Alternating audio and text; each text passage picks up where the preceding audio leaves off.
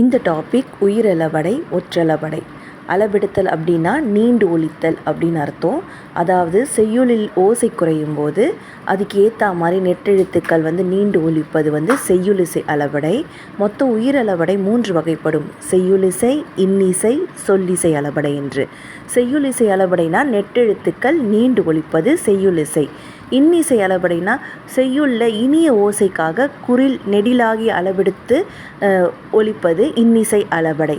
சொல்லிசை அளபடை அப்படின்னு சொன்னால் அந்த சொல்லிசை அளபடையிலே சொல் என்ற குறிப்பு சொல் இருக்கிறது. அதனால் பெயர் சொல் எச்ச சொல்லாக மாறுவது சொல்லிசை அளபடை. இதில் எல்லாமே நான் ஆரஞ்சு கலரில் மார்க் பண்ணியிருக்கிறதெல்லாம் குறிப்பு. இந்த குறிப்பை வச்சு நீங்கள் செய்யுளிசையா, இன்னிசையா, சொல்லிசை அளபடையான அந்த வார்த்தையை நீங்கள் உணர்ந்து கொள்ளலாம். கடைசியாக ஒற்றளபடை. ஒற்றளபடை அதாவது நான் இங்கே குறிப்பில் கொடுத்துருக்க இந்த 10 மெய்யெழுத்துக்கள் மட்டுமே என்ன வரும், டபுளாக வரும். அப்படியும் அதோடு சேர்ந்து ஒரு ஆயுத எழுத்து. இது எல்லாமே டபுளாக வர்றது ஒற்றளபடை.